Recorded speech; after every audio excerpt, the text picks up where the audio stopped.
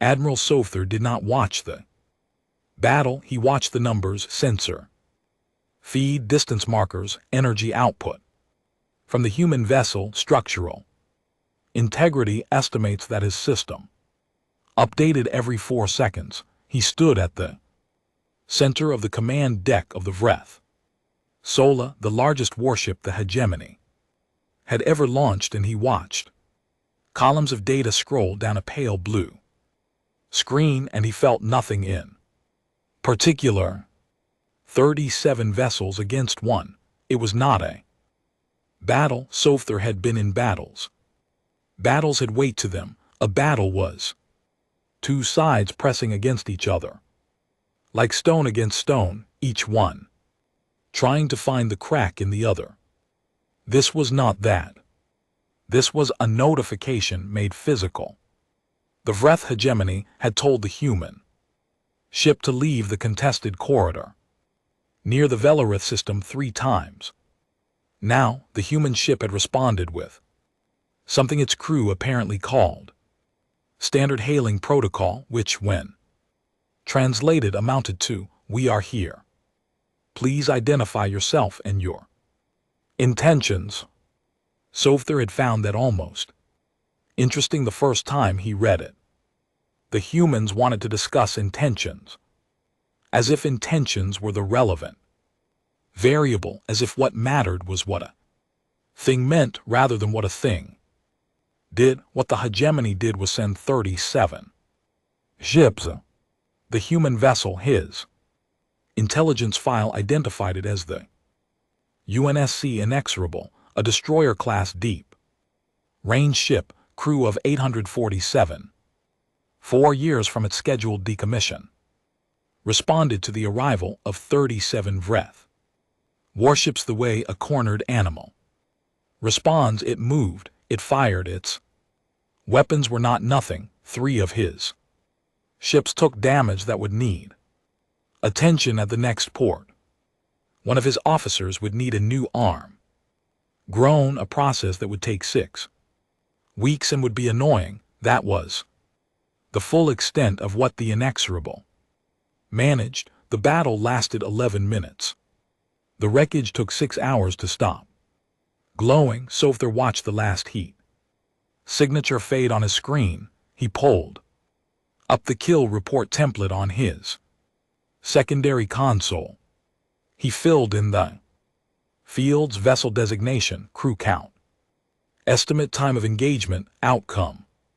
He filed it under contested corridor enforcement actions, a category he had used 43 times before. He added the Inexorable to the list. He saved the file, then he dictated a brief status update to the hegemony's diplomatic relay and transmitted it on the standard channel. The humans monitored. The message acknowledged the removal of the vessel from the corridor and invited the human government to respond through official channels if they wished to discuss the terms of the corridor status.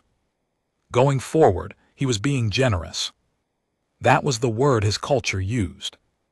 Generous, to give the defeated party an opportunity to speak, to formally offer the path to submission rather than simply assuming it. He went to bed. Yara Ose had been awake for 19 hours when the feed cut out. She sat at her console and listening. Post Delta 7, 4 people. One ship the size of a transit bus, parked at the edge of the Velarith system behind a sensor-dampening rock formation that the hegemony either hadn't found or hadn't bothered to eliminate, and she watched the last signature of the Inexorable disappear. From her screen, the debris field was still visible on passive scan. It would be visible for a long time. Some of those pieces were large. She sat with that for a moment. Nobody on the post said anything. Yara could hear technician brass breathing behind her. Slightly too loud, the way people breathe when they are trying to control it. She could hear the ambient hum of The post's life support. She could hear faintly the coffee going cold in the mug by her left hand. 847 people. She had known 4 of them. Not well the way you know people in this branch of service, names, faces. One shared meal maybe, the mutual understanding that you were all very far from anywhere that mattered. She had known Petty Officer Declan Rowe from a transfer station layover, and she remembered that he had talked too much about a band nobody else knew, and she had pretended to find it interesting because it was a 16-hour layover, and she had nothing else to do. She did not think about Declan Rowe now. She opened the transmission log. She composed a priority message to UNSC Command, Earth. Relay. She attached the full sensor record of the engagement, all 11 minutes of it, the debris field data, the VREF, fleet composition, Sovther's status update, which her system had intercepted and translated. She read the translation twice. VREF Admiral had invited humanity to respond through official channels. Yara typed her own observation note at the bottom of the report. It was not standard protocol to include personal notes. She included it anyway. It said, the VREF Admiral filed his kill report. Before the heat signatures cleared, I watched him do it on the intercepted command feed. He filed it the way you file a shipping receipt. I want command to know that. She sent the report, then she sat back in her chair and looked at her hands. They were not shaking. She thought they should be shaking. She thought about that, about why they weren't, and she realized it was because she had passed through the part of this that felt like grief about 40 minutes ago, when the last big piece of the inexorable had broken apart on the passive scan, and she'd understood that there was no part of this that was going to be okay. She'd used up the shaking somewhere in there. What was left was something else, something that sat very still. Brass came up behind her and put a hand on her shoulder. She let him. She stared at the debris field coordinates on her screen. The field would drift. In a few years, the pieces would scatter across the corridor, and in 100 years, you wouldn't be able to tell there had been a ship there, just metal, just iron and composite, and the particular alloys that humans used in their 4th generation. Hulls floating in the dark like everything else floats in the dark. Eventually, 847. She pulled up the crew manifest. She had not looked at it before. She looked at it now. She scrolled through it slowly. She did not recognize most of the names. She recognized 4. She stopped at Declan Rowe's, Petty Officer, 2nd class, 29 years old, from a town in the west of Ireland that Yara had never heard of and would now never visit. She closed the manifest. She did not open it again. The VREF Hegemony's diplomatic relay waited for human response. It was designed to wait. It had waited for responses from 43 civilizations at various points in the last 3 centuries. Most of them had responded within 1 or 2 cycles. The fastest had responded in 4 hours, a species called the Sulithva, small and purple and extremely anxious about everything, who had transmitted a formal apology, a territorial concession, and a gift of significant cultural value before the hegemony's first warship had even cleared their home system's outer edge. The VREF did not dislike the Sulithva. The relay waited. Day 1 passed. The relay logged no response. Standard protocol, continue monitoring. Day 3, no response. Day 7, the Hegemony Xenopsychology Division produced its first assessment. It was a short document confident in its conclusions. The humans were in a grief phase. Their species bonded and unusually strong. Clusters, family units, crew units, national units, and mass death created a destabilizing disruption in those clusters. The species needed time to process loss before it could engage in rational diplomatic exchange. This was well documented in the hegemony's files. 3 other species had shown similar response delays after military corrections. Expected response window 30 to 60 cycles. The diplomatic channel stayed open. The hegemony's trade desk quietly adjusted the tariff structures on goods moving through the corridor. The contested zone was reclassified as hegemony administered. The paperwork was filed under standard territorial acquisition protocol, a category that required no outside acknowledgement to become legally binding under hegemony law. It was tidy. Softhor submitted a commendation report for 3 of his tactical officers and moved on to other assignments. There were always other assignments. Message, when it finally came, arrived on day 12, not from the human government, not from their military command. It came from a civilian academic at a university on the human homeworld, a xenolinguistics professor named Dr. Aaliyah Stern, who had apparently been contracted by someone to do a translation verification. She sent a single transmission asking for confirmation that the hegemony's original notification, the 9-paragraph document transmitted to the inexorable before its destruction, had been correctly received and rendered in the human standard language. The hegemony's diplomatic office confirmed it had. Dr. Stern thanked them and ended the transmission. The diplomatic office logged it as an administrative follow-up and filed it accordingly. Nobody flagged it. The listening post received a resupply drone on day 15.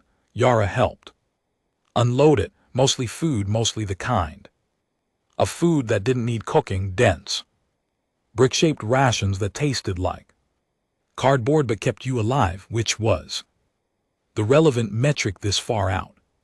There were also new data cores, 3 maintenance replacement parts for the sensor array, and a sealed communication packet addressed to Yara personally from her immediate superior at UNSC Command. She opened it in private. It said, "Your personal notation has been received. It has been forwarded to the relevant parties. No further action is required from end at this time. Relevant party." She folded the message. She put it in her jacket pocket. She went back to unloading the drone. Brass asked her if everything was okay. She said yes. She was not lying exactly. She just didn't have a better word for what everything was. On day 19, the sensor array picked up something strange. Not a ship, not a weapon signature, something Yara had to look at 3 times before she was sure she was reading it right. Mathematical transmission, tight beam, aimed not at any populated system, but at a stretch of open space on the far side of the corridor. Prime sequences, the kind of signal a species sends when it wants to prove it exists. We are here. We are ordered. We are intelligent. The kind of signal humans had sent out into deep space long time ago, before they'd found anyone to send it to. Yara ran the origin trace. It came from Earth. She logged it. She sent it up the chain. She noted that the coordinates being targeted were not inhabited, not Strategically significant, not anything. Just space. She went back to her shift.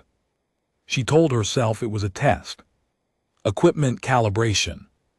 Something like that she did not entirely believe herself. The Vreth relay was still waiting on day 22.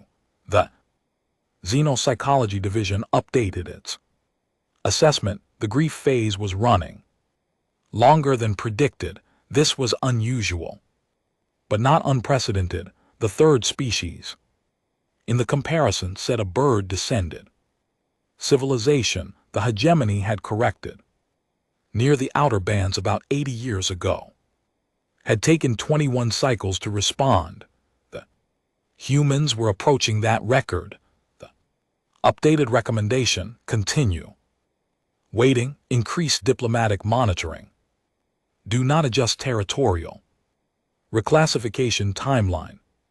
The second recommendation was written by a junior analyst named Vithori, submitted as an addendum to the main document, formatted in the smaller font that the division used for dissenting or minority opinions. It said, I want to note for the record that the human response delay may not be grief related.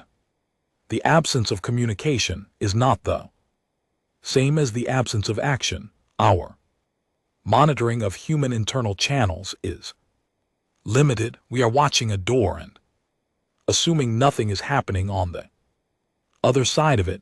Vithori's supervisor read it, noted it, and did not include it in the summary document sent to the hegemony's senior counsel. He reassigned Vithori to cartography the following morning. It was not a punishment. Officially, it was a reallocation of resources. Vithori was told his skills were needed. In the mapping division, he packed his things. He did not argue. He was by nature a person who wrote addendums. Rather than arguments, he took his personal data pad with him. He kept working on his own. Yara was on her third watch of a 36-hour rotation when the second mathematical transmission fired. Same format, different coordinates, still aimed at nothing.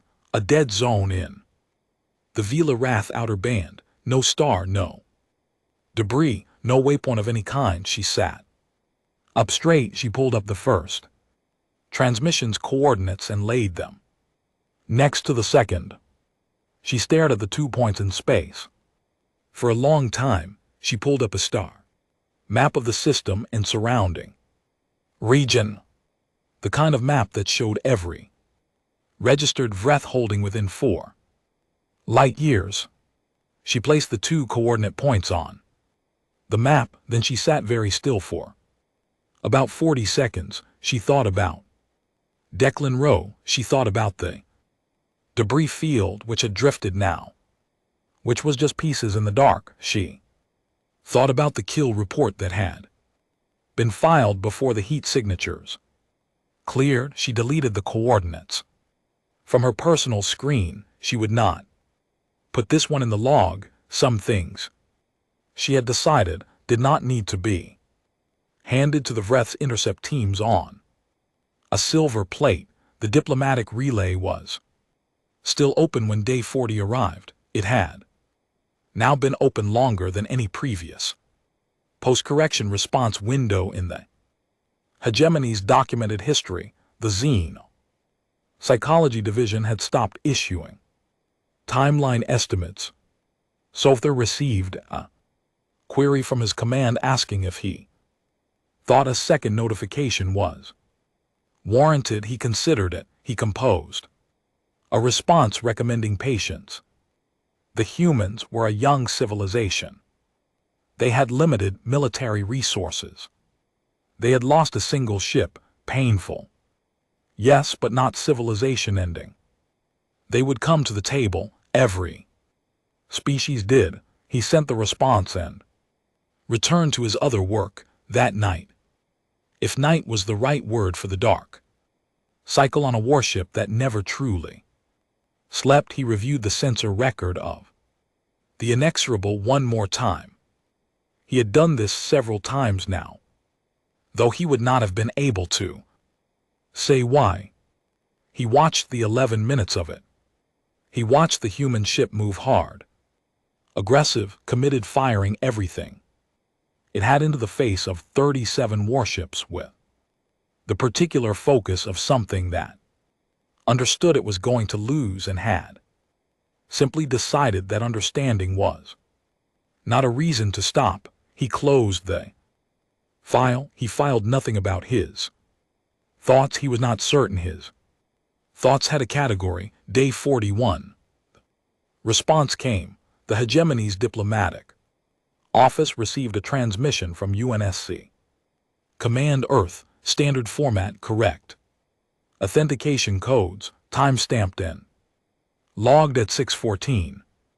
Hours relay station time. The duty officer opened it expecting the formal protest structure. There were templates for this, established forms that civilizations used when they wanted to register objection to a military correction. He expected references to casualties. He expected language about territorial rights, about violations of deep space navigation accords, about the value of human life. He expected honestly a number. There was always a number. The number was the beginning of the negotiation. He read the transmission. He read it again. He checked the authentication 3 times. The transmission was 2 sentences. The first sentence was a reference number. The Hegemony's own 9-paragraph notification filed before the destruction of the inexorable, cross-referenced by its official document ID. The second sentence was received and acknowledged. Nothing else. The duty officer stared at his screen. He called his supervisor. His supervisor read it. He called his supervisor. Softer was woken up at 3:40 by a priority summons. He sat at his console with sleep still heavy in his joints and read the 2 sentences on his screen. Received and acknowledged. He sat there for a long time, outside the Vreth Soul's viewports. The corridor drifted quiet and cold. The reclassified territory sat exactly where it had sat before. The kill report was filed. The paperwork was clean. Everything was in order. Received and acknowledged. He read it a 3rd time. Then he did something he had not done since the early years of his career. Before 43 corrections had made him very sure he knew how these things went. He was not sure. He pulled up the intelligence file on humanity. He read it from the first page. Their history, their wars, and there had been many enormous ones, the kind that left marks on a civilization's psychology for centuries. Their technology trajectory, their current military capacity, which was assessed as limited, below the threshold of meaningful threat. He read the note about their internal psychology, the bonding, the grief. He thought about the silence, not the silence of grief, the silence of something that had already decided. He typed a single message to his intelligence chief and sent it before he could think too much about whether it was the right move. It said, "What are they building?" The response came back in 3 hours. It said, "We don't have clear visibility. Our monitoring of their internal manufacturing channels is limited. There is increased energy output from several of their off-world installations, but the signature profiles are inconclusive. Assessment is ongoing." Softer read. That assessment is ongoing. He looked at the corridor on his nav screen. He looked at the debris field coordinates. still logged in his system from day one. Now just ghost data pointing at empty space.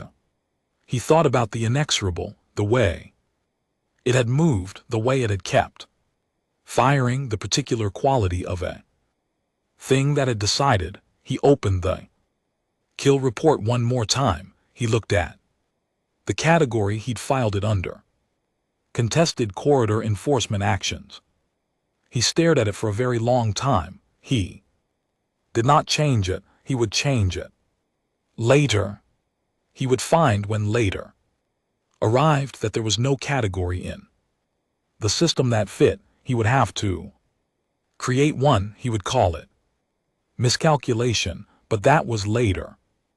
Right now on day 41, with 2 sentences on his screen in a cold quiet on a diplomatic channel that should have been full of noise and wasn't, he sat in the dark of his command ship and felt something he had not felt in 43 corrections. He felt the ground shift, not under his feet. There were no feet involved. It was something older than that, something in the part of him that was before it was an admiral, before it was a soldier, before it was anything the hegemony had shaped it into, just an animal. And the animal said, something is wrong. He did not sleep again that night. 40 light years away, on a planet that was about to become the quietest, busiest place in the known galaxy, 61 warships were nearly ready. The first thing they did was go quiet, not the quiet of grief, not the quiet of shock. The Vreth Xenopsychology Division had catalogued both of those. Grief quiet had a shape to it. You could see it in the communication patterns, the spike of internal transmissions between bonded units, the way a species turned inward and talked to itself more than usual when it was hurting. Shock quiet looked different, more like static, like a system trying to reboot. This was neither. This was the quiet of a door closing. The hegemony's monitoring team spent the first week logging the absence of things. No formal protest filed with the Interstellar Commerce Relay. No emergency session called at the neutral ground diplomatic station near the Ketvora Junction.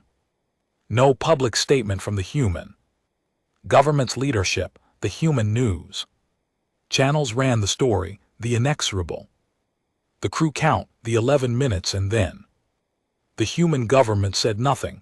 And after a few days, the monitoring teams noted that the news channels had gone quieter too, not silent but quieter, like something had been decided, and everyone who lived inside that decision had agreed without meeting, without voting, that there was no point in being loud about it. The hegemony's lead diplomatic analyst, a careful woman named Sveth Ora, wrote in her Day 7 summary, the human government's silence is not absence of engagement, it is a form of engagement.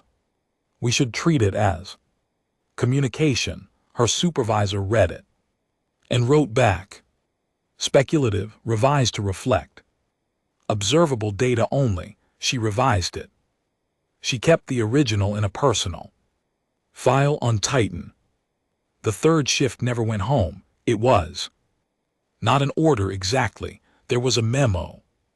3 paragraphs, dry language, the kind of document that said, increase operational tempo rather than we are working through the night until further notice. But the third shift read the memo and looked at each other, and nobody put on their coats. The bay was large enough to swallow a city block. It smelled of welded metal and coolant, and the particular sharpness of materials being pushed past their comfort range. Workers moved in the specific way that people move when they are tired but not stopping, heads down.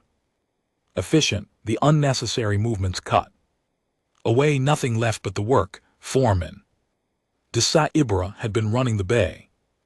For 11 years, she had seen surge periods.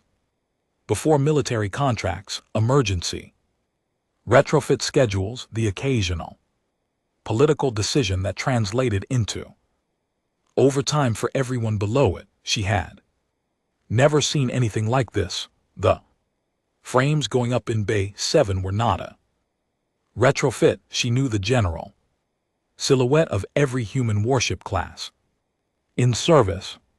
She had worked on most of them at one point or another.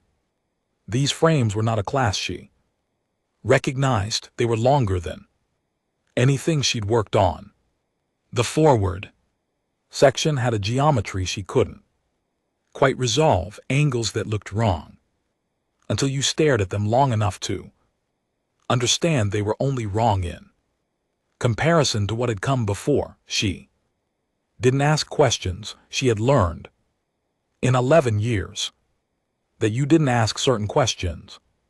When the paperwork came with that particular level of classification stamp, she just made sure Bay 7 ran 3 shifts a day and that nobody went home before the day's targets were met.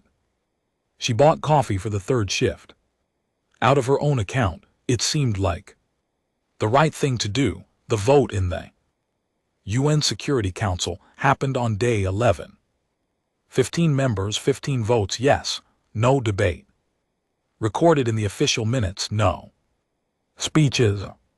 The session lasted 4 minutes and 30 seconds, which was shorter than the time it took most members to find their seats. Whatever was voted on was not in the public record. The session was classified at a level that most government officials would spend their entire careers without ever seeing.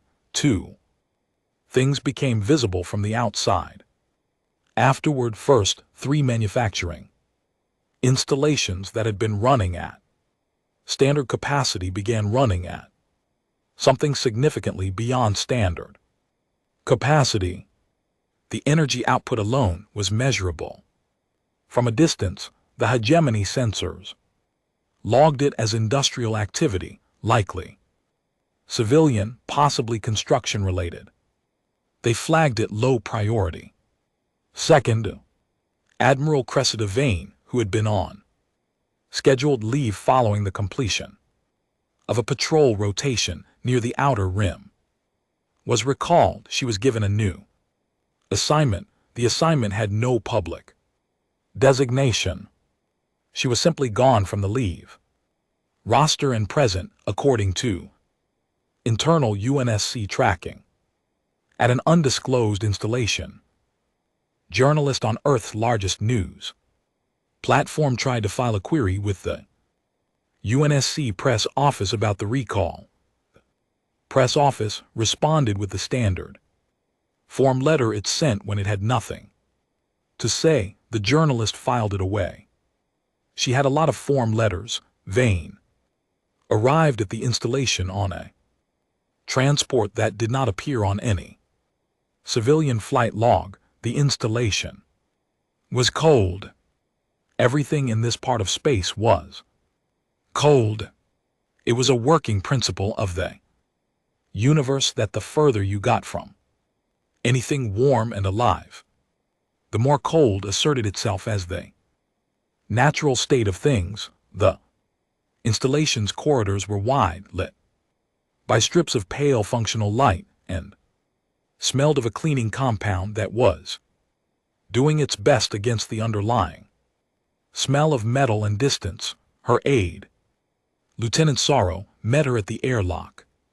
He was 26 years old and had the kind of precise posture that comes from being young enough to still believe that posture matters. He had a data pad in his hand and a look on his face that meant he had things to tell her and wasn't sure which one to lead with. She let him walk with her. She looked at the bay they were passing.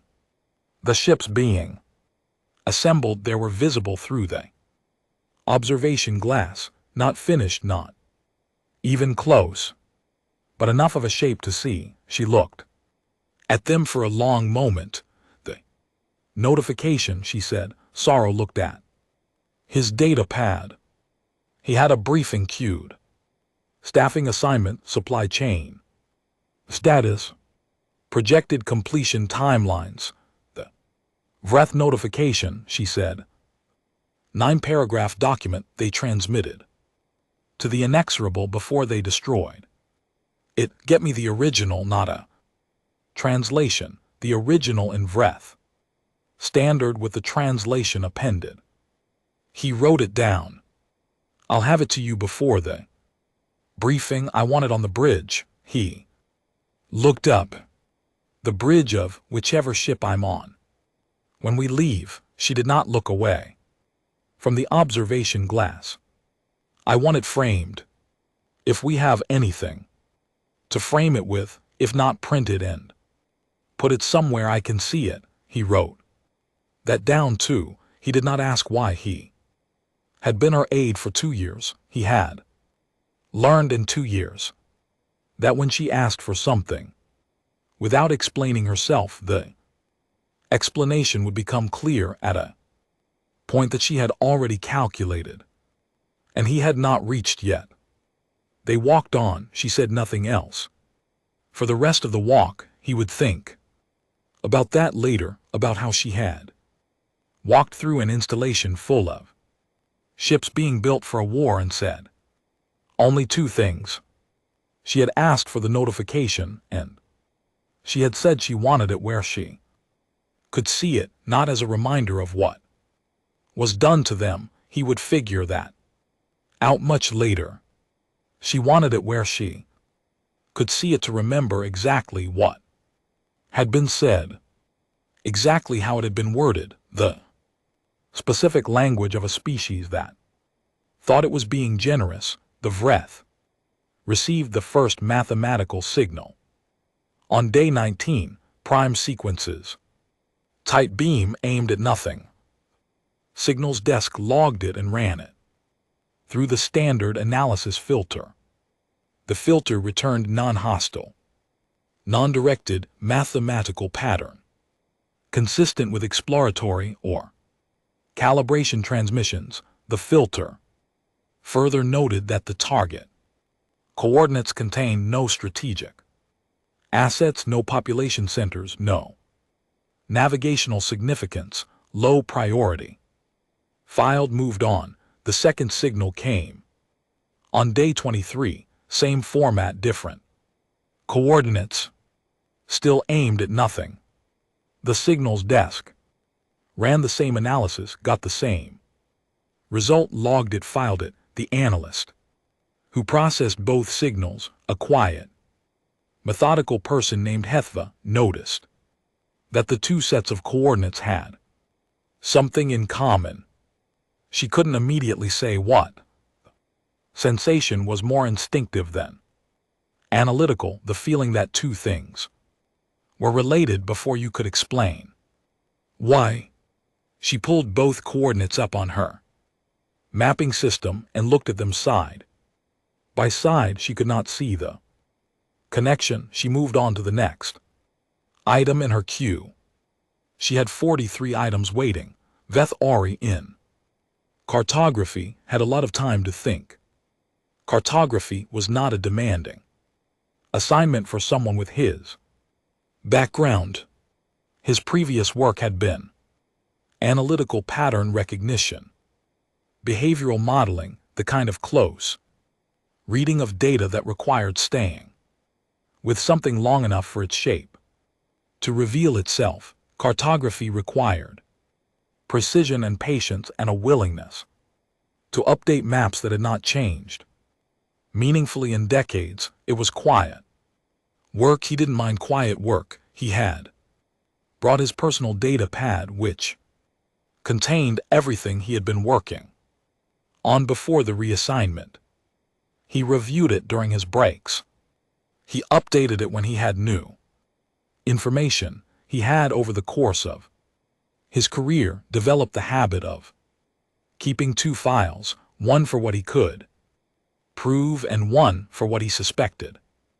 The second file was always larger. He added to the second file every few days. On day 26, the signals desk circulated a routine report that included in its appendix a summary of unusual transmissions received in the monitoring period. It was the kind of document that went to everyone in the analytical division as a matter of protocol, and that most people read the first paragraph of before moving on. Veth Ori read all of it. He read the section on the prime sequence transmissions twice. He opened his mapping system. He pulled up the target coordinates for both signals. He looked at them for a long time. Then he pulled up a map of Vreth controlled space, every holding, every population center, every installation of strategic value within the relevant range, the kind of map that cartography kept constantly updated, because this was, among other things, what cartography was for. He overlaid the two coordinate points, the first point lined up with nothing, the second point lined up with nothing, but between them and extending outward from them there was a line, a geometric implication, the kind of line that only existed if there were more points coming, the kind of line that, if you extended it in the direction the mathematics suggested, passed through. His console made a soft sound. He looked at the notification on his screen. Access to this mapping layer has been restricted. Please contact your department supervisor for authorization. Utterly, he had accessed this mapping layer every day for the past 6 weeks. It was a standard cartography resource. There was no reason for it to be restricted. He sat back in his chair. He looked at the last thing he had seen before the map was locked, the line incomplete, the extension of it leading toward the place it seemed to be leading. He closed his console. He picked up his personal data pad. He opened the second file, the one for things he suspected but couldn't prove. He wrote 3 sentences and then stopped. He sat there for a minute, then he deleted the 3 sentences and wrote one instead. It said, "They are not aiming at nothing." On day 31, a journalist named Petra Soames, based in the city of Rotterdam on Earth, received an anonymous data packet through a channel she used for source communications. The packet contained no identifying information. It contained a partial analysis coordinate data map overlay, a series of calculations that Petra, who was not a mathematician, found almost impossible to follow. At the bottom of the analysis was a handwritten note, photographed and included as an image file. The handwriting was small and careful.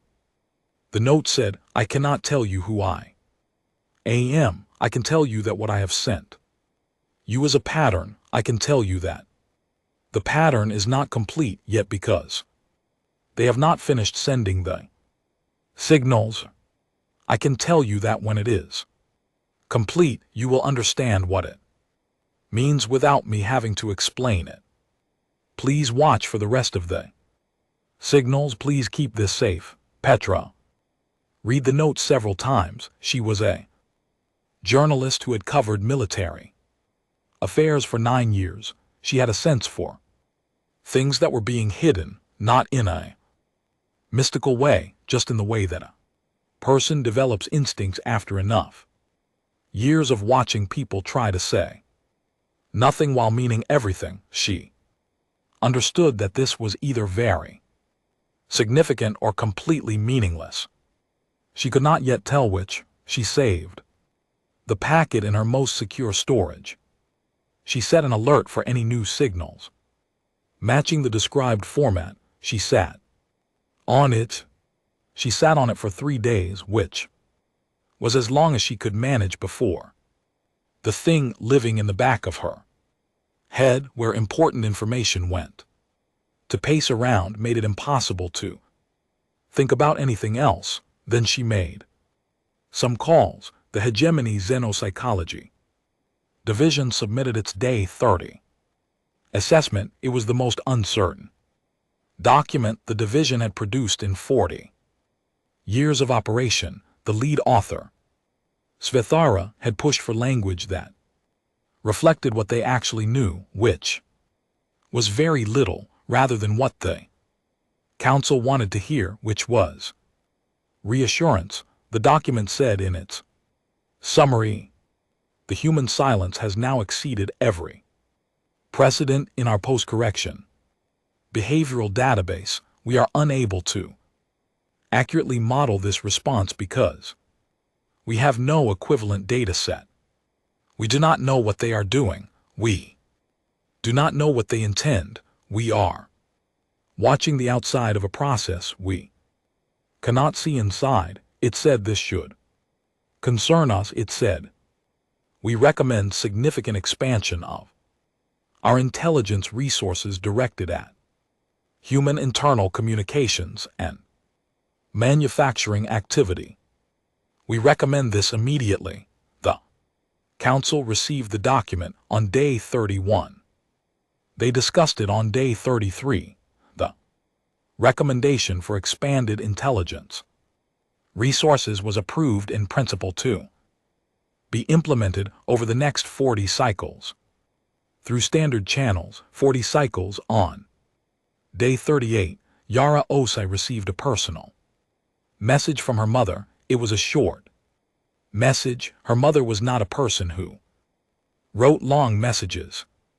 She said she had been thinking about Yara and wanted to make sure she was eating enough because she always stopped eating when she was stressed. She said that Yara's younger brother had passed his engineering exams, and the family was very proud. She said she had lit a candle at the memorial service for the crew of the Inexorable because it seemed like the right thing to do, even though she hadn't known any of them personally. She closed the message with, "Come home when you can, baby. This will be over eventually." Yara read the message twice. She thought about writing back. She wanted to say, "I don't think you know what over means. Right now, I don't think any of us do."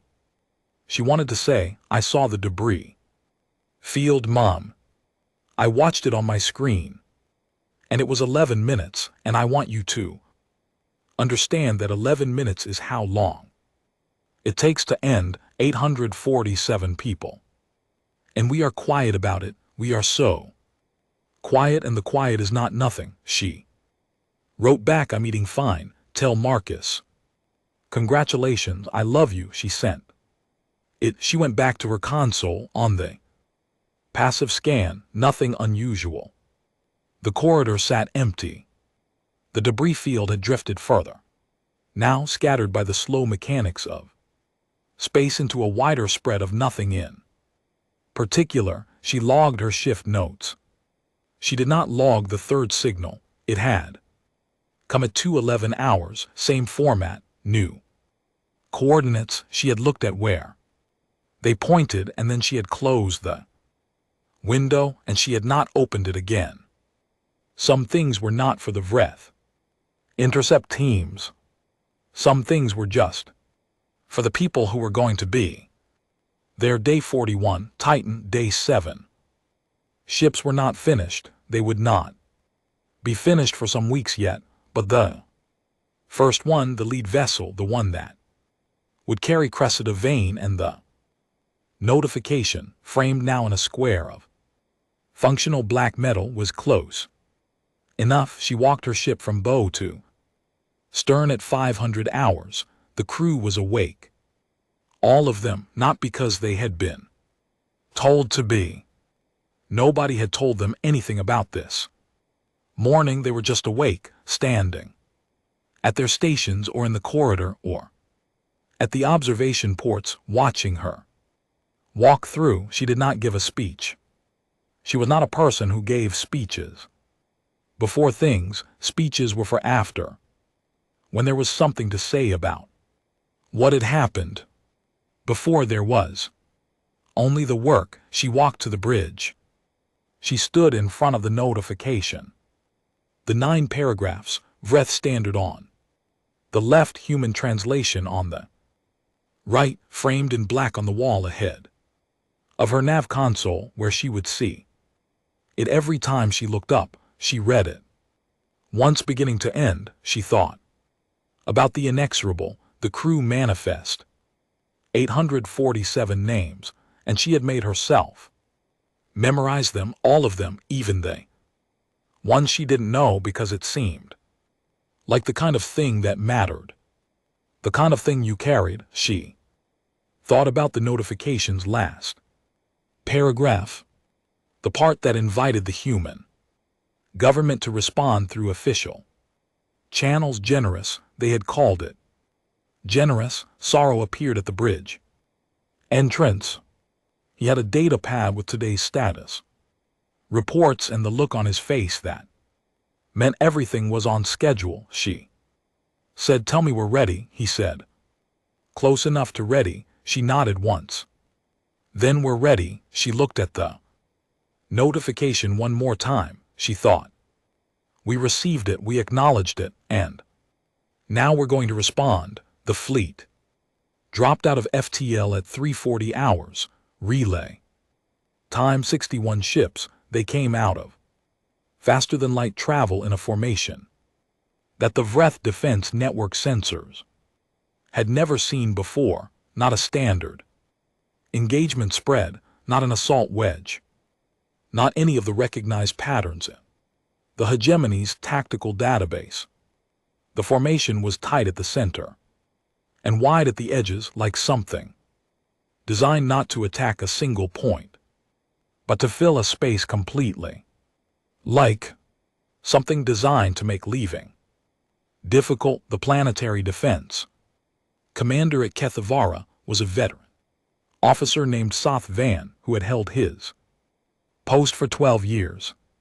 He had run 17 emergency drills. He had responded to 2 minor incursion events and 1 navigation accident that had briefly looked like something worse. He was not by anyone's measure an unprepared man. He looked at his sensor screen for approximately 4 seconds. Then he hit the emergency broadcast.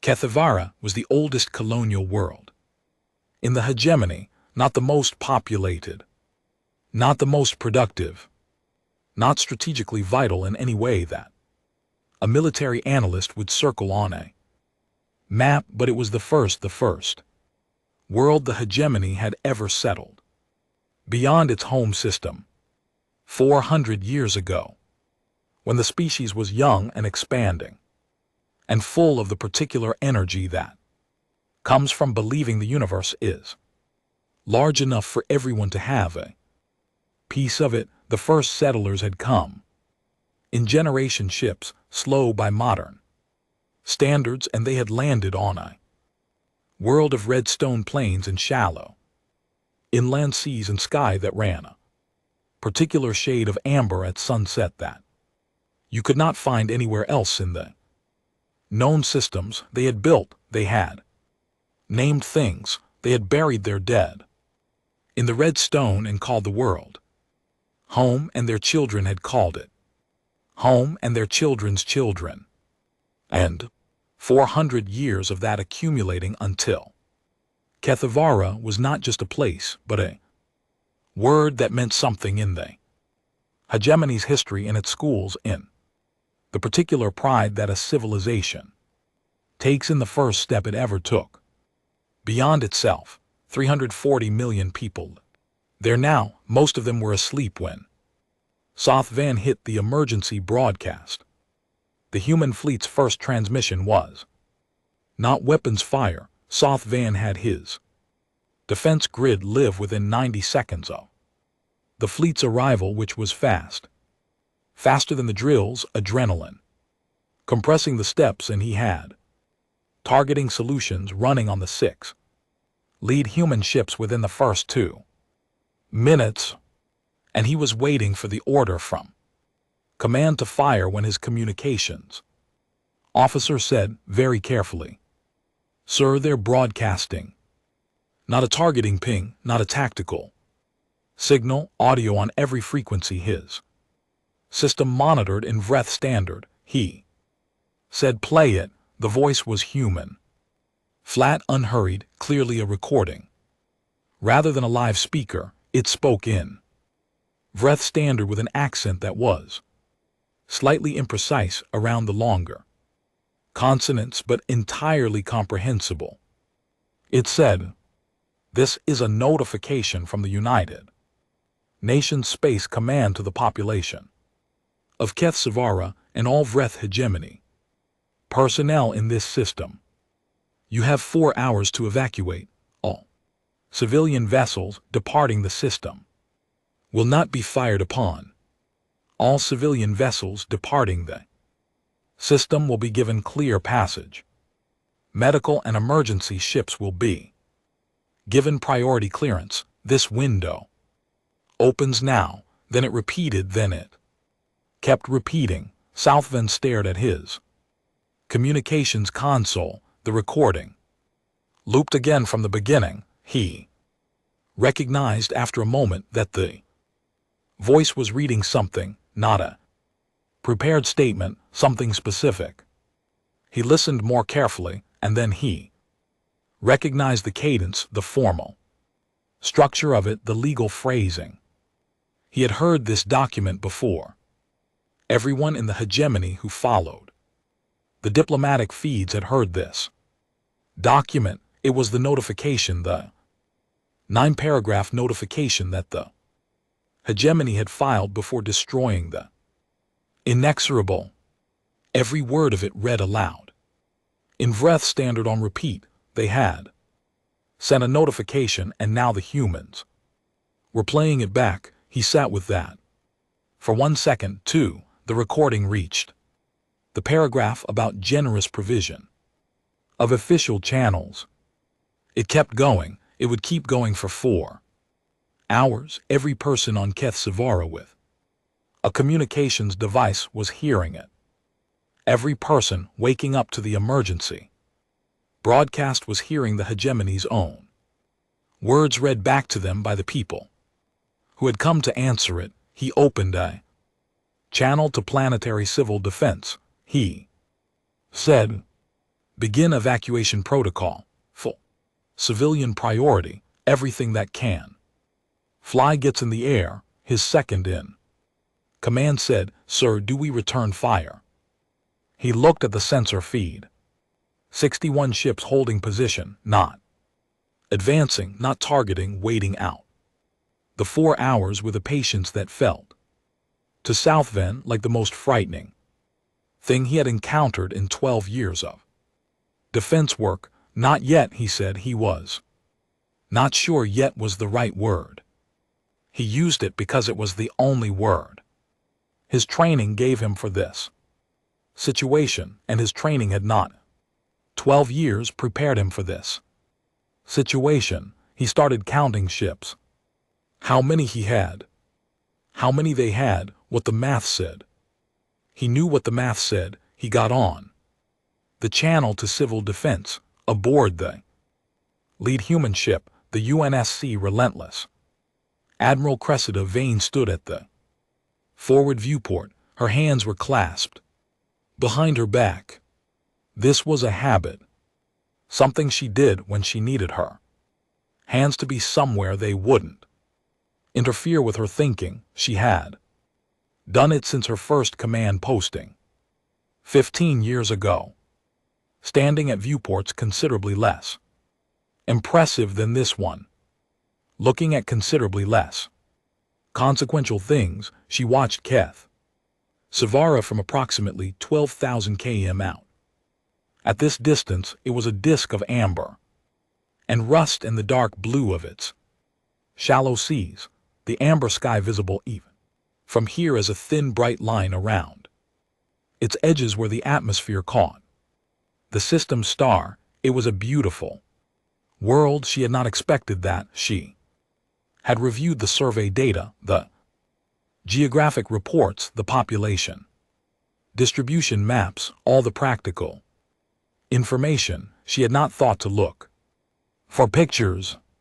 She had found one the night before in a civilian archive, an amateur photograph taken by a settler's descendant about 60 years ago, standing on one of the Redstone plains, with the amber sky behind her and the nearest sea visible at the horizon. The person in the photograph was old, and she was smiling, and she was standing on the ground of a world her family had lived on for 4 generations. Vane had looked at the photograph for a long time. She was thinking about it now. Sorrow appeared at the edge of her vision. He had a status report. Evacuation feed, civil defense. Communications, the number of ships leaving Keth Savara's atmosphere updated. Every 15 minutes, she said, how many are moving, civil defense activated. Within 4 minutes of our broadcast. They're moving fast. He looked at the data pad. Early estimate puts departure rate at roughly 2 million per hour. If it holds, it won't hold. It'll slow down. She had studied evacuation data for weeks. Populations moved fast at first when fear was clean and simple. Then they slowed, people going back for things. People refusing to leave, people who had nowhere to go and stood in the middle of the street because the choice between leaving everything and leaving didn't feel like a choice at all. We log every ship that clears the system, she said. Already running, everyone's sorrow. I want the count continuous, he said. Yes, Admiral. She looked at the world. She thought about the photograph. The old woman, the amber sky, 4 generations of a family, and the redstone ground.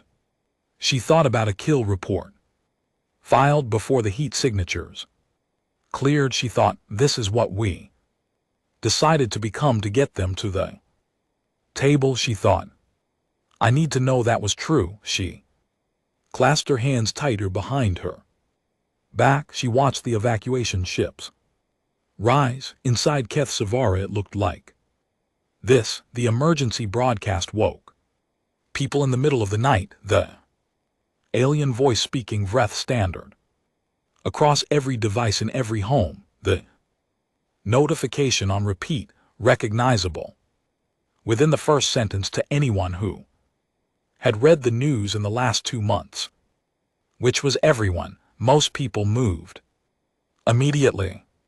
The particular animal intelligence that lives below thought and training said 61 ships in 4 hours, and the legs were already moving before the brain finished its calculation. Some people did not move. An old man in the capital city named Vreth Sol, who had been born on Keth Savara and whose parents had been born on Keth Savara and whose grandparents had helped survey the southern Redstone plains before he was a thought in anyone's mind, sat in his kitchen and listened to the broadcast, and looked at the window and looked at his hands and did not stand up. His daughter found him there 40 minutes later. She had come back for him after getting her children onto an evacuation transport. She stood in his kitchen doorway and said, Father, we have to go. He looked at her. He said, I was born in this house. She said, I know. He said, my mother is buried 3 streets from here. She said, Father. The broadcast repeated the notification, patient and mechanical, reading itself back to everyone who could hear it. He stood up. He did not take anything. He walked out of his house and he did not look at it again, because he knew that if he looked at it, he would stop walking, and he could not stop walking. His daughter held his arm, and they walked to the transport end. They left 3 hours and 51 minutes into. The window, Southvin filed his final.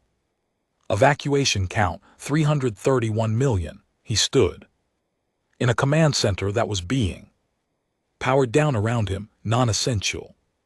Systems shutting off in sequence, his remaining staff moving to evacuation. Transports. He had stayed as long as he could stay. He had told himself he would stay until the last transport, which had left 11 minutes ago. Now he was telling himself he would stay until the window closed, which was 9 minutes away. He looked at the sensor feed. The human fleet had not moved in 4 hours. It had held its formation. It had fired nothing. It had simply sat there. 61 ships broadcasting the notification on every frequency and waited. 9 million people had not made it to the transports. He had the number in his head and he could not put it anywhere useful. 9 million was too large a number to hold. It kept sliding out from under him when he tried to think about it directly, so he thought about it sideways. He thought about specific streets in the capital city, specific districts, the market near the central station that ran all night, the school his children had attended before he'd moved them to the home world. He thought about the particular weight of 9 million people's ordinary lives, and he could not hold that either. He picked up his command kit. He walked to the last transport. He did not look at the sensor feed as he left. He did not need to. He knew what was about to be on it. Vane watched the window close. The counter on her secondary screen ticked over. 4 hours, 0 minutes, 0 seconds, she said. Begin. The fleet moved with the precision that months of preparation produces. Not fast, not dramatic, not the kind of overwhelming rush that looks impressive on a tactical display. Methodical, interval-spaced, target sequenced. The weapons the fleet carried were not the standard ordnance of a conventional engagement. They had been designed specifically for this mission by engineers who had been given a single operational requirement: permanent, not vast, not clean in the way that leaves things intact, permanent. Sorrow stood beside her. He said nothing. The bridge crew worked in the specific silence of people doing a difficult thing that they have decided to do and have no remaining words about. She kept her hands clasped behind her back. She watched the weapons reach the surface in sequence, working outward from the population centers, methodical, interval by interval. The planet's atmosphere lit in places, not fire exactly, but a kind of energy release that had its own color, something between orange and white, something that made the amber sky look briefly like it had always looked before it became something else. She thought about the notification, all 9 paragraphs of it, playing on repeat in the ears of everyone who had been woken up in the dark and told they had 4 hours. She thought they filed it like a shipping receipt. She thought 847 people. She stood at the viewport for the full duration. She did not look away. She had decided before the mission launched that she would not look away, that looking away was something you did when you wanted to do a thing without being responsible for it. She was responsible for it. She had given every order that led to this moment. She had signed every document. She had stood in front of the notification on her wall every morning of this mission and read all 9 paragraphs and thought about the inexorable and thought about what it had taken to get to this table, that the hegemony had not yet sat down at and would not sit down at until they understood something. This was they. Something, this was the only language. That certain things could be said in. She did not like that. She did not look away. Sorrow updated the evacuation count. At the end of it, he did not say it aloud. He put it on her secondary screen. She read it. 331 million out. She said, log it. He said, already logged. She said, all of it. The window, the count, the departure times, every ship that cleared the system. Yes, Admiral. She looked at what was left of HFY on her sensor feed. From 12,000 km it looked different now. The amber and rust and dark blue had been replaced by something uniform and gray, like the color of a thing that has been completed. The shallow seas were gone. The red stone plains were gone. The amber sky that made sunsets a particular color no other world could replicate. Gone. She thought about the old woman in the photograph, standing in the red stone plain 60 years ago, smiling. She thought, I'm sorry. She did not say it aloud. She turned from the viewport. She said, next coordinates, standard transit. The fleet moved. The notification kept broadcasting behind them, still looping on the frequencies until the signal finally faded with distance into the background static of space. Just another sound the universe made, indistinguishable at last from everything else that traveled through the dark, looking for something to reach. HFY stayed where it was, named empty, the first one. In a listening post, 17 light minutes away. Yara Os was not on duty. She was in her bunk, eyes open, staring at the ceiling of the small metal room she had occupied for 8 months. She had calculated the timing. She had known from the fleet's last logged position approximately when it would reach HFY. She had not gone to her console to watch. She had lain in her bunk instead, in the dark, eyes open. She thought about Declan Rowe. She thought about the band nobody else had known, the 16-hour layover, the polite pretending. She thought, I hope you knew it mattered. She thought, I hope someone said it to you clearly. She lay in the dark until her shift started. Then she got up. She went to her console. She logged in. She did her job. Outside in the corridor, technician Brast was making coffee. She could smell it. She could hear the particular sound of the machine that they'd fixed 3 times. And that worked now, but only if you pressed the side panel while it was heating. He brought her a cup without being asked. She wrapped both hands around it. She said, thanks. He said, yeah. They did not talk about HFY. There was nothing to say about it that the universe wasn't already saying in the particular silence of a world that had been named for 400 years and was now, for the first time, quiet. The Vreth sent 40 ambassadors. They arrived at the neutral station near the Ketvora junction on a ship that was, by design, visibly unarmed. The station was old, built 300 years ago as a trading post, expanded twice, now used almost entirely for diplomatic meetings between species that did not trust each other enough to meet anywhere else. The walls were the color of old bone, and the recycling system made a faint sound every 40 seconds that people who worked there had long stopped hearing.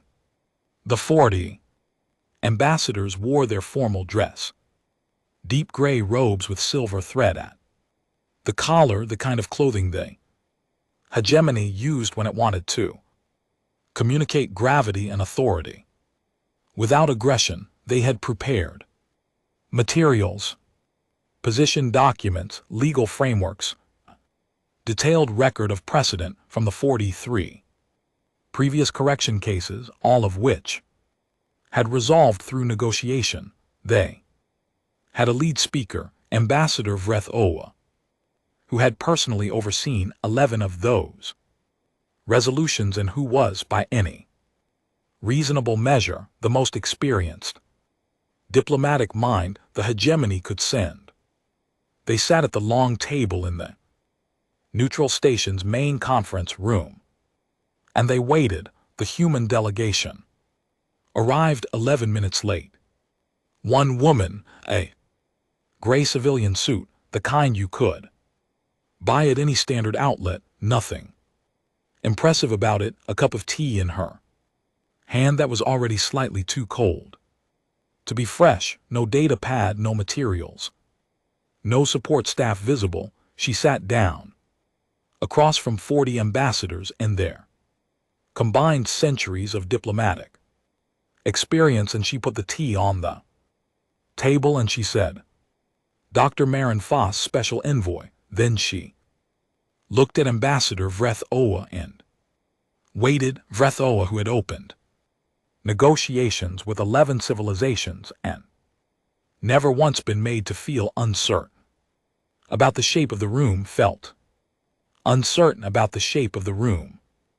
He began anyway. He was a professional. He laid out the hegemony's position.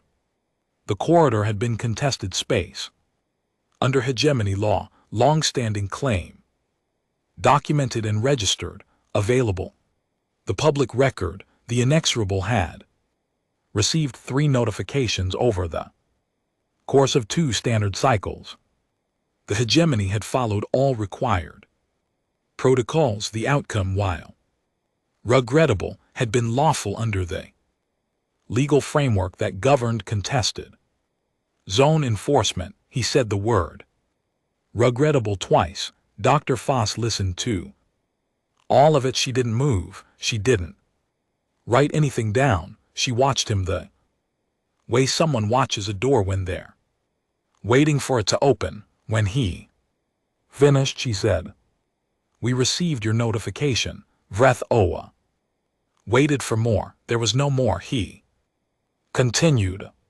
He explained that the hegemony, in a gesture of goodwill, was prepared to open formal discussions on the corridor's status, a joint commission, a shared administrative framework. The hegemony would consider human commercial access to the corridor under a structured agreement with appropriate fees and schedules. He said the word goodwill once. Dr. Foss took a sip of her cold tea. She said, "We received your notification." The room was quiet. One of the 40 ambassadors shifted in their seat. It was a small movement, the kind of movement a person makes when they have realized that the conversation they prepared for is not the conversation that is happening. Keth Savara was already gone by the time the first session ended. The news came through on the station's public relay. While the Vreth delegation was returning to their quarters, one of the junior ambassadors saw it first on his personal device and stopped walking so suddenly that the person behind him ran into his back. The senior staff convened in the delegation's private room. They pulled up the sensor data from the relay. They watched what was left of Keth Savara on the screen, which was, in any meaningful sense, nothing. The bombardment had been precise and total. The evacuation window had been 4 hours. The human fleet had broadcasted in every Vreth language before the first shot was fired. A colonial world of 340 million people, 331 million of them had made it out. 9 million had not. The hegemony had not had 9 million casualties in a single engagement.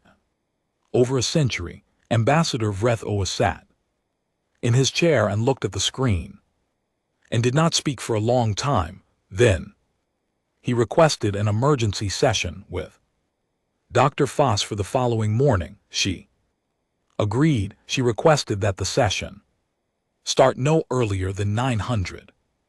She said she preferred to have breakfast first. The second session began at 900. On the mark, Vrethoa came with new materials. The hegemony had authorized him in an overnight communication from the senior council to expand the offer territorial concession along the corridor's eastern boundary. 3. Systems resource-rich, formally ceded to human authority under the negotiated framework. Additionally, a reparations payment, a number large enough that when Vrethoa said it aloud, two of his own staff glanced at each other. He said it all clearly. He made it plain that this was a serious offer, a real concession, the kind of offer the hegemony had never made to a species that had enacted a correction on. In 43 cases ever, Dr. Foss listened. She had different tea today, still going cold. She said, "We received your notification." Vrethoa set his materials down flat on the table. He looked at this woman in her ordinary suit with her cooling tea. He had been in this work for 60 years. He had negotiated with species that breathed ammonia and species that communicated in color and species that had no concept of individual identity and bargained as a collective consciousness. He had never sat across from a single human woman and felt as comprehensively outmaneuvered as he felt right now, and what was most disorienting about it was that she wasn't doing anything. She was just sitting there. She was just saying the same thing. He said carefully, "Does the envoy have a counter-proposal?" Dr. Foss looked at him. "The envoy received your notification." He said, "The envoy is saying that phrase repeatedly. I want to understand what it means." She looked at him for a moment, then she said, "It means we received it. It means we read it. It means we understood what you wrote in it and what you did not write in it." "And what did we not write in it?" She picked up her tea. She looked at it. She put it back down. "That 9 paragraphs costs 847 people. The room was very quiet. "We are in the process," she said, "of writing our response." Third Planet was a manufacturing hub called Vreth-Sanok, major industrial center, 40 million population, largely workers and their families, the kind of city that existed entirely in service of what it made rather than what it was.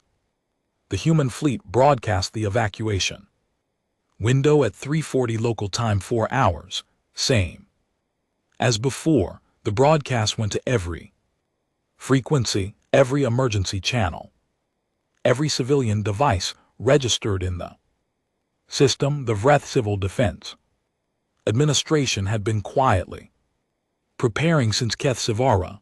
The evacuation went faster this time. 37 million out, 3 million did not make it to the ships. Vreth-Sanok's manufacturing infrastructure, its processing centers, its industrial architecture, all of it was gone within 6 hours of the evacuation windows. Close, the fleet did not stay. It left as precisely as it had arrived. Third session between Dr. Foss and Ambassador Vrethoa happened the following day. He came with more. The hegemony had authorized him to offer formal charges against Savither, the admiral who had commanded the destruction of the inexorable, a criminal proceeding, accountability at the highest visible level. 3 other fleet commanders would stand review. The oversight board that had approved the corridor enforcement policy would be dissolved. A new framework for contested Zone engagement. Co-written with human representatives. Would replace it. He said all of this in a voice that was very level and very tired. Dr. Foss said, "We received your notification." Then she said, "These are hegemony decisions to make. Whether you charge your admiral is a matter for your law, not ours." Vreth said then. "What is a matter for yours?" She was quiet for a moment. "The schedule," she said. He waited. "We're on a schedule." She said, "It doesn't change based on what's offered here." What would change it? She looked at her tea. She seemed to genuinely consider the question, which was somehow worse than if she deflected it. "I don't know," she said at last. "That's an honest answer. I was sent here to receive offers, not to make decisions. The people making decisions are not at this table." "Then who is at this table?" "Someone who received your notification." Veth had been in cartography for 6 weeks when the fourth planet was announced. He heard about it the way everyone else in the hegemony heard about it, through the public relay, which the senior council had stopped trying to suppress after Keth Savara, because suppression at that scale was impossible, and the attempt itself was making things worse. The fourth planet was called Soveth Ra, a historical world, old, the kind of place that existed in the hegemony's cultural memory, the way certain places exist in every civilization's memory, not for what they produced but for what they meant. Evacuation window came and went. 22 million people out. What remained of Soveth Ra was the same as what remained of every world the humans had touched.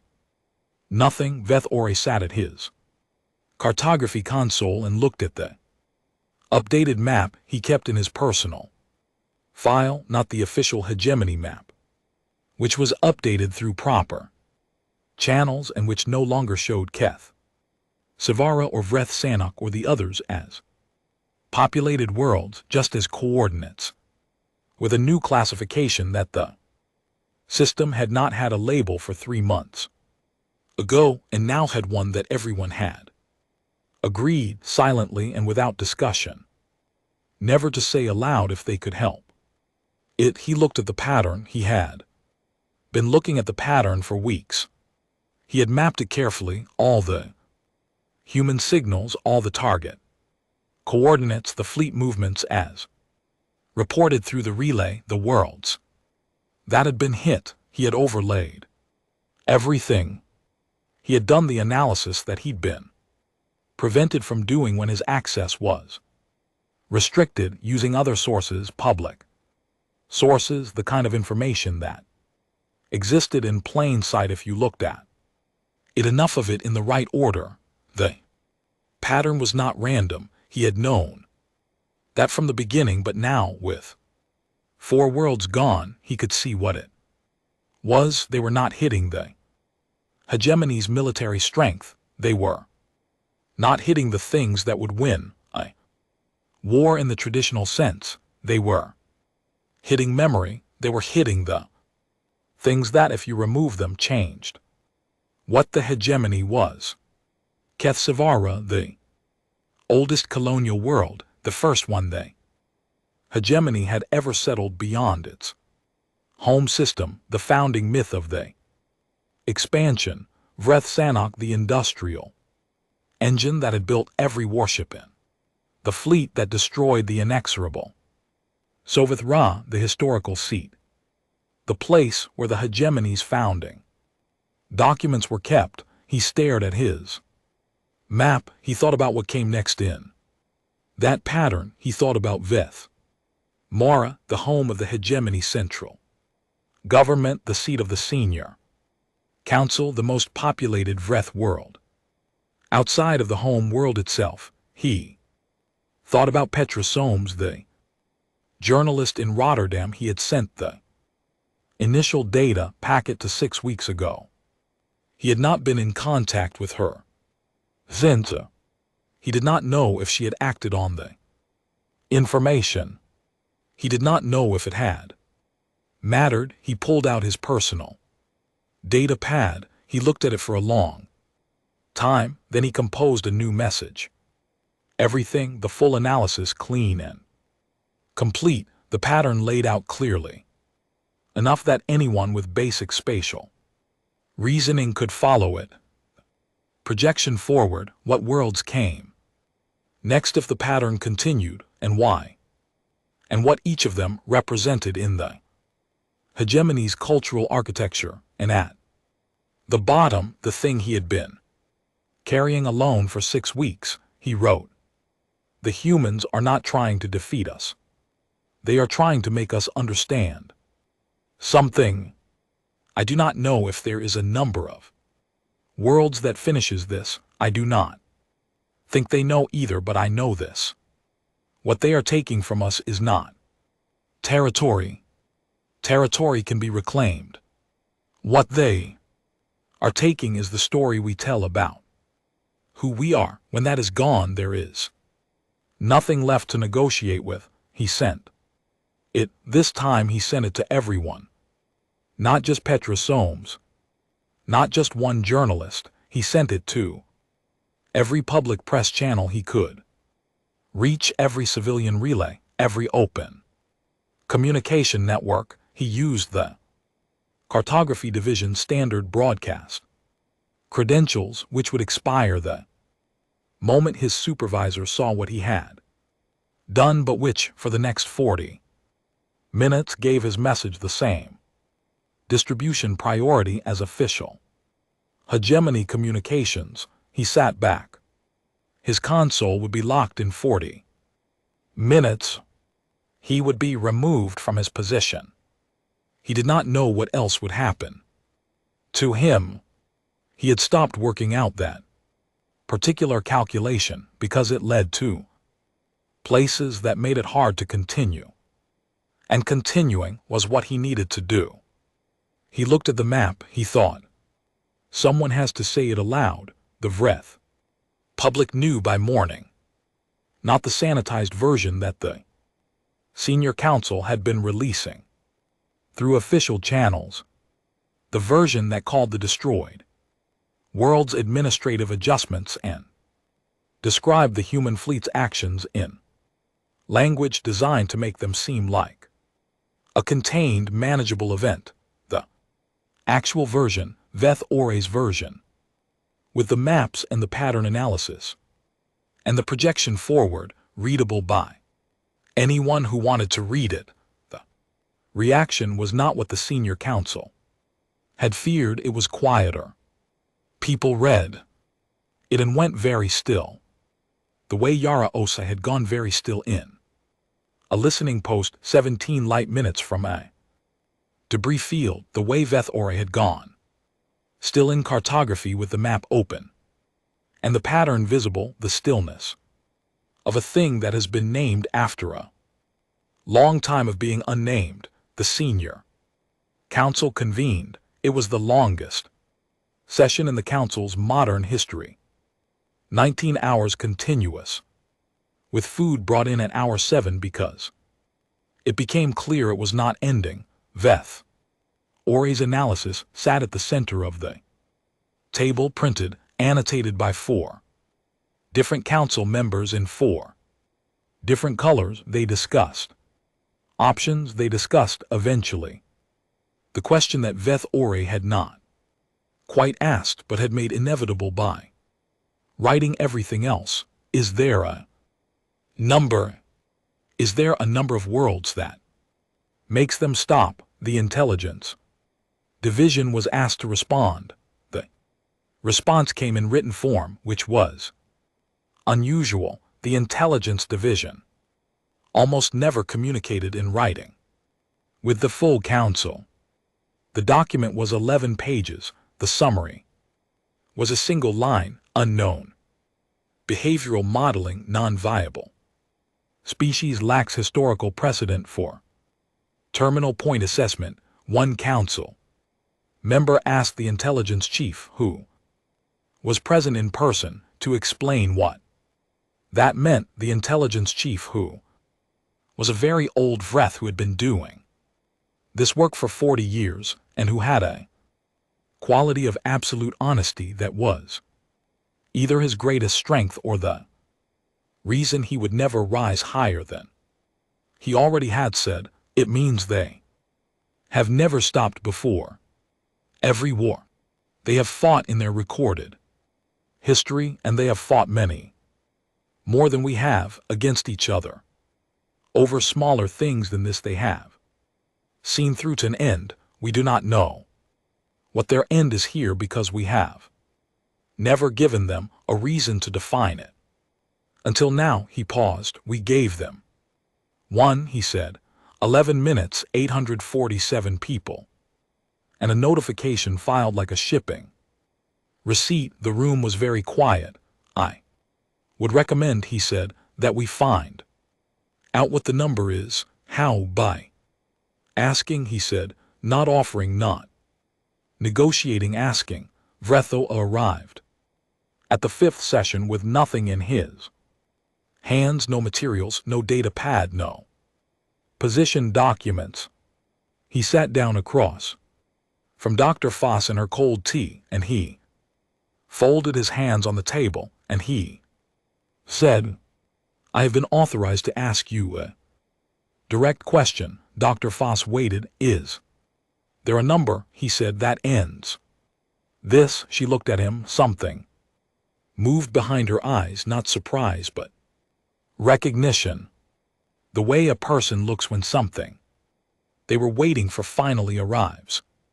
She said, I'll transmit that question to the people who make decisions. How long will that take? Not long, she said. She picked up her tea. She put it back down. For what it's worth, she said, and her voice was no different than it had been in every other session. Same flat professional tone. Nothing in it you could call cruel. Nothing in it you could call kind. Either. Just steady, just present. I think it was a reasonable question. I think you should have asked it sooner. Vrethway looked at his hands on the table. He said, I think so too. The session lasted 6 minutes. It was the shortest one yet, but it was in all the ways that mattered. The first one, outside the neutral station, in the cold of the junction's outer space, the human fleet was already moving toward the next coordinates on its schedule. It had not received new orders. It would not receive them for 3 more days. It kept moving. The schedule did not wait for conversations. The schedule was a thing that had been decided on day 11 in a session that lasted 4 minutes and 30 seconds by 15 votes. No debate, no speeches, and it moved at exactly the speed it had always been going to move.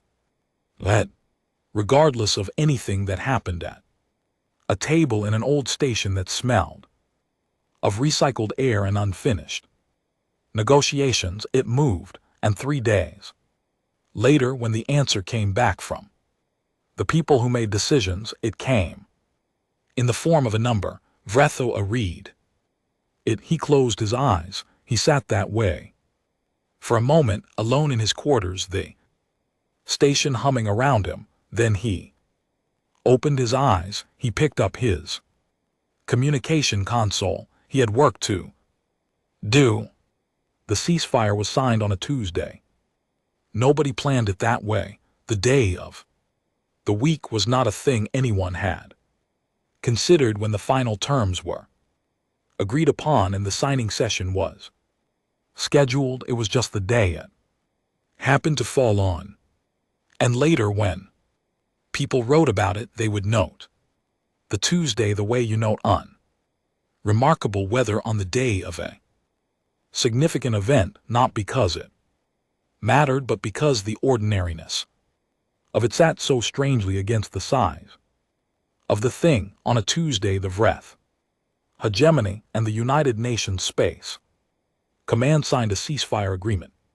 The main conference room of the neutral station at Ketvora Junction in front of 12 witnesses and one recording system, a room that smelled of recycled air and had walls the color of old bone. The agreement was 47 pages. The first appendix was a list of names, all 847 of them from the inexorable, printed full in both human, standard and Vreth. Formal script beginning with the commanding officer and ending with the most junior crew member, a 19-year-old engineering assistant who had been 6 weeks out of training and who had, according to a note in his personnel file that nobody but his commanding officer had ever read, made the best coffee on the ship. It was the Hegemony's senior counsel that had requested the appendix. They had requested it because Veth Oria's published analysis had made clear, in plain language, that the entire Hegemony population had now read that this had all begun with 847 people who had been filed like a shipping receipt.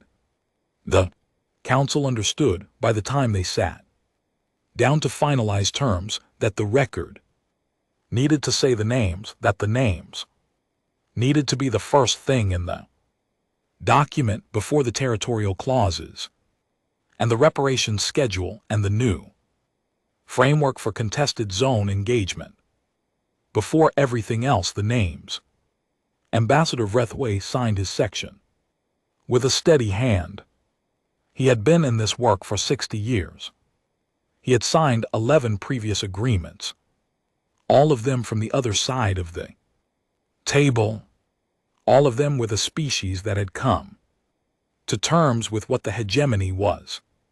He signed this one from the side of the table he had never sat on before, and he kept his face very still, and he did not let himself think about the number 7 until he was back in his quarters alone and had closed the door. 7. He sat in his chair and said the word aloud once, because it seemed like the kind of thing that needed to be said by a real voice in a real room, rather than only existing as a figure in a document. 7 worlds. He had negotiated the ceasefire at 7. He had not known, when he asked the question, "Is there a number?" that the answer would be 7. He had not known what 7 would feel like when it arrived. It felt like a door that had been open for a long time, finally closing. He was not sure from which side.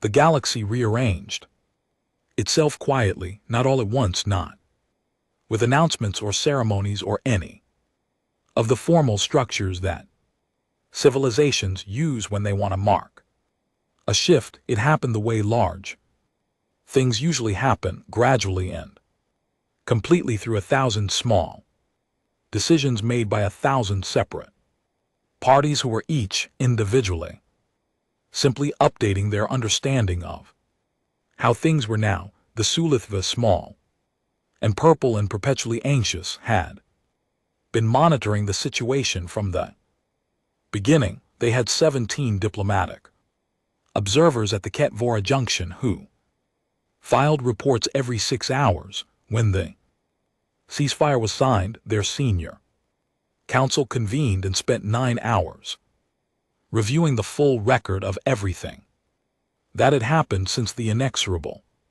was destroyed. At the end of the 9 hours, their foreign minister sent a message to the Human Diplomatic Office. The message was brief. It said that the Sulithva had long admired humanity's commitment to its people and wished to open formal trade discussions at the earliest mutual convenience. The Human Diplomatic Office replied within the day. The Sulithva foreign minister, reading the reply, felt something she would later describe to her staff as the particular relief of having been afraid of the wrong thing for a very long time. Other species followed, some quickly, some after a period of careful internal deliberation, some through intermediaries who could maintain plausible distance if the relationship turned out to be a mistake. None of them announced what they were doing in plain terms. None of them had to. The reshaping happened in the language of trade agreements and navigation treaties, and quietly updated threat assessments in military files that would not be declassified for decades. The Vreth hegemony's kill record, 43 civilizations, corrected, logged, filed, became a historical document, the kind of thing studied in academic settings, the kind of thing that had a date on it now, before and after Soviet Ervas tried. The proceedings lasted 3 weeks. They were conducted within the hegemony's own legal system, as Dr. Foss had noted was a hegemony decision to make. The human government sent no representative, filed no statement. The trial was conducted entirely by Vreth law and Vreth judges and Vreth procedural code, which had not previously had an applicable category for what Soviet had done, because what he had done had always before now been filed under enforcement and left there. His defense argued that he had followed every established protocol, that the notification had been issued, that the vessel had not complied, that his actions had been lawful, supported by precedent, approved at every level of the command structure above him. All of that was true. The court found him guilty anyway, not because the law said he was guilty. The law was genuinely unclear because the law had been written in a time when enforcement was what you did to species that had not yet learned the shape of the world. The court found him guilty because the senior counsel, during those 19 hours of continuous session, had amended the relevant framework, and the amendment had been backdated to the date of the inexorable's destruction, which was legally unusual and had been contested by 4 different advocacy groups and would be challenged in administrative courts for years. Sentence was removal from service and permanent restriction from any command position. He accepted it. He stood in the court and he listened to the sentence and he said nothing. He had known from the night he read the 2-sentence response and felt the ground shift under him that something like this was coming. He had known it. The way you know a thing that lives in your body before it lives in your head. He returned to his quarters on the Vreth Sol to collect his things. He stood in his command room one last time, the same room where he had watched the sensor data from the inexorable, the same screen, the same pale blue light. He pulled up the kill report. He looked at the category it was filed under. Miscalculation. He had changed it himself weeks ago, the night everything began to be clear. He had created the category because the existing ones didn't fit. He looked at it now and he thought about whether it was the right word, whether miscalculation was honest enough. For what it was, he decided it was the most honest word he had. He closed the file. He took his personal items and left the ship. He did not look back at it.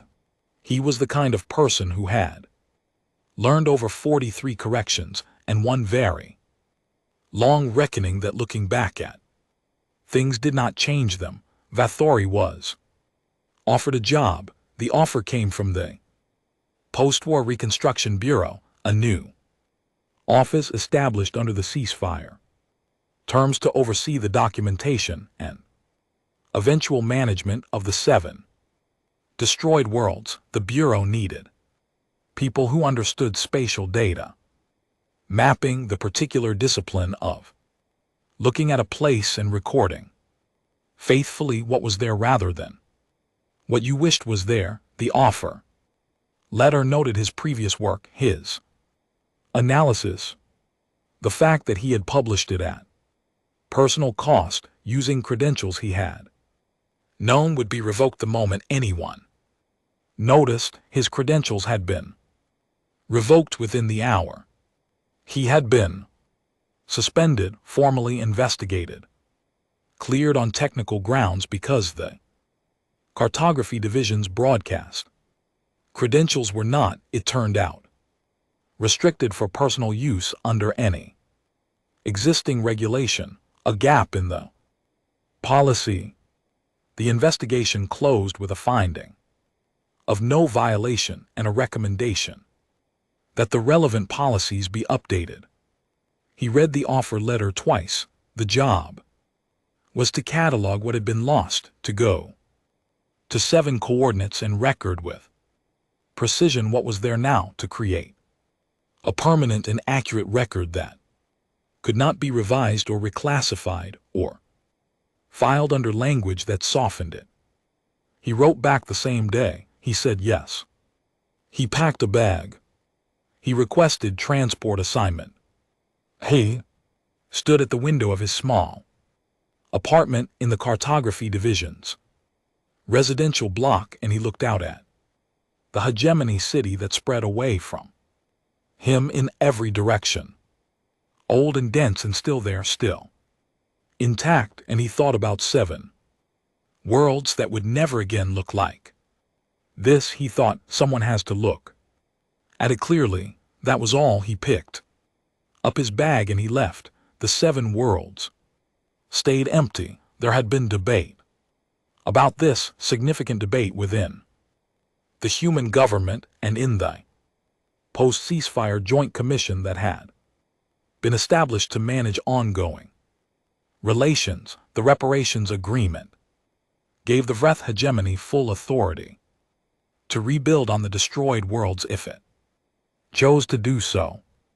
The resources were available. The engineering capacity existed.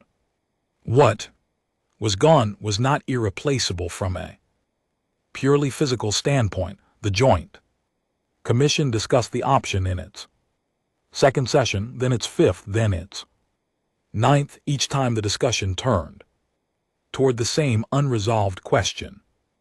What were the worlds for now? If you rebuilt on them, they became something new, a new colonial hub, a new manufacturing center, a new historical seat. The things they had been were gone. You could build over the absence, but you could not fill it, and the absence itself, the 7 bare coordinates in the navigation charts of every registered ship in the known galaxy was something. It was not nothing.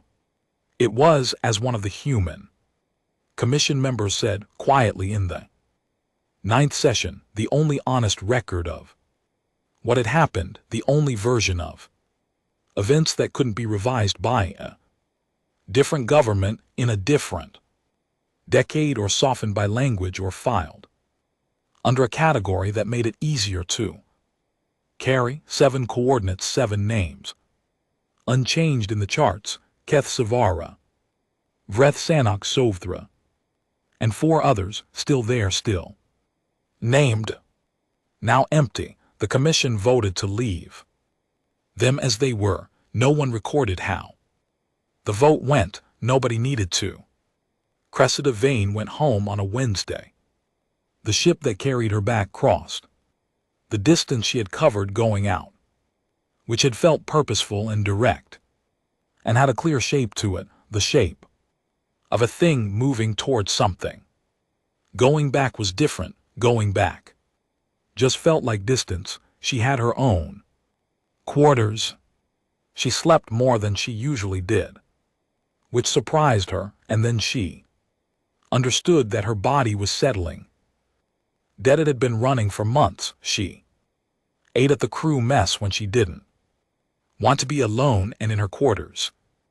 When she did, she read. She had not read anything that was not a tactical document or a status report in so long that the experience of reading something just because she wanted to felt faintly strange, like using a muscle that had gotten stiff. Sorrow knocked on her door on the third day of the return journey. She let him in. He sat in the chair across from her desk, which was something he never did on duty. He stood always unless told otherwise. The posture of someone who had not quite stopped being 26 years old and uncertain of his place. He sat because they were not technically on duty anymore, and he was trying to figure out how to be around her without the structure of duty to organize it. She understood that she was trying to figure out the same thing. He asked how she was. She said she was fine. He didn't push it. He talked about other things, his plans. When they docked, a friend he was going to see, the small details of a life that had been on hold and was now reassembling itself. She listened. It was good to listen to small things. The small things had been very far away for a long time. When he left, she sat at her desk for a while, then she went to the bridge. It was quiet. Skeleton crew for the transit. The person at the nav console nodded to her, and she nodded back and stood at the forward viewport and looked at the stars going past. Not dramatically. They didn't streak. They didn't blur. Space travel at this speed just looked like stars, the same stars in slightly different positions than before. The notification was still on the wall. She had not taken it down. She didn't know what she would do with it when she got home. She thought about that. She thought about the 9 paragraphs in the 2-sentence response and the 41 days of quiet and 61 ships and 7 worlds and the name Pita Talfa, 19 years old, the best coffee on the ship first.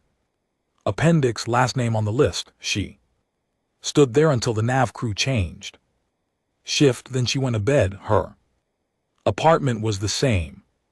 This always surprised her. When she came back from a long assignment, she had been gone for months, and the apartment had simply continued existing without any of it mattering to it. The same small kitchen, the same window that looked out over a city that was not beautiful but was hers, dense and functional and full of light at night. The kind of light that meant people were awake in there, living their ordinary lives in the ordinary way. She unpacked. She bought groceries from the place on the corner that had been there since before she had moved in and would probably be there after she was gone. The person at the counter recognized her and said, "Welcome back," and she said, "Thank you," and meant it in a way that was hard to explain. She cooked a meal. She ate it. She washed the dishes.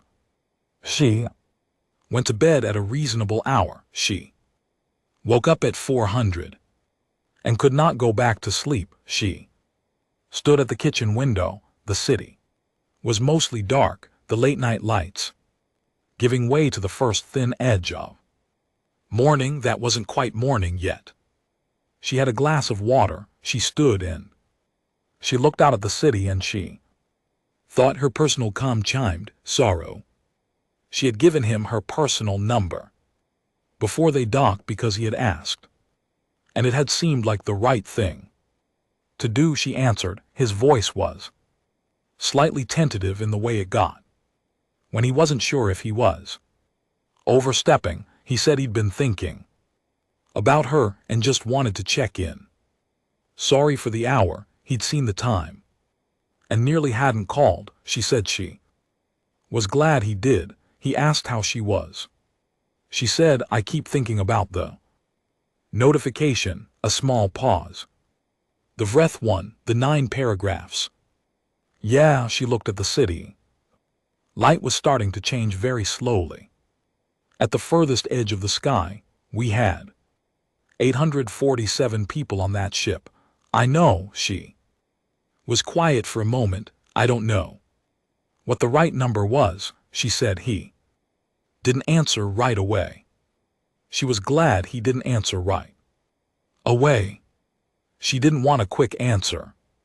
She wasn't sure she wanted an answer at all. She wanted to say it to someone who would understand what she was actually saying. 7, she said. We stopped at 7. I gave the order to hold at 7, and I'd like to tell you I knew it was right when I gave it, but I'm not sure I did. I'm not sure I do now. You got them to the table. I got them to the table at 7. If it was 5, would they have come? If it was 4, if it was 3, he said quietly. You couldn't know that. No, she said. I couldn't. She pressed her fingers against the cold glass of the window. Outside, the city breathed its slow nighttime breath. She thought about Keth Savara, the first one, standing at the forward viewport with her hands clasped behind her back, watching the evacuation ships clear the atmosphere, watching the fleet execute with a precision that was almost mechanical, that had been planned down to intervals she had approved personally, and thinking, this is what we decided to become to get them to the table. She thought about 9 million people who hadn't made it to the ships, not didn't, hadn't past tense, already a fixed thing. I keep doing the math, she said, forward and backward. What if we'd stopped earlier? What if we hadn't stopped at 7? Sorrow said, vain. She waited. 847 people, he said. You carried them the whole time. I watched you, and I don't think you're going to stop carrying them, but I also think that if anyone was going to be in that chair making those calls. He paused. I think it should have been someone who wasn't going to sleep well afterward. She stood at her window. The edge of the sky was going orange now, very slowly. The way morning always came, not all at once, just a gradual insistence, light taking back what the dark had borrowed. I'll call you later, she said. Okay, she hung up. She stood at the window until the city was fully light, until the streets below were moving, people going to work, carrying coffee, moving through their ordinary morning with the ordinary determination of people who had somewhere to be. She watched them for a long time. She thought about the notification on her wall back on the ship, which was docked now and would be retrofitted and recommissioned and would eventually carry someone else somewhere else. She thought about 7 coordinates in the navigation charts of every ship in the galaxy, sitting there under their old names, empty, not a monument. Nobody had called them that. Nobody had made a speech. There was no ceremony, no day of remembrance established, no formal structure around what they were. They were just there, 7 places that told the truth about what had happened, in the only language that couldn't be revised, the language of what you could see with your own eyes and could not argue with and could not file under a softer category. She had not decided they would stay empty. That had been the commission, but she understood why. You left them because they were honest, because honesty in the long run was the only thing that held. Everything else, the speeches, the ceremonies, the documents with their careful language, could be rewritten, could be reframed, could be made to mean something slightly different by a different government in a different time, but a bare coordinate in a nav chart, a world that was named and present and empty, that just said this.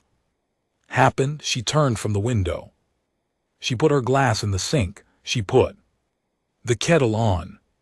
She stood in her small kitchen in her apartment that was the same as it had always been, and she listened to the kettle heat, and she thought about Peter Talfa, 19 years old, best coffee on the ship first.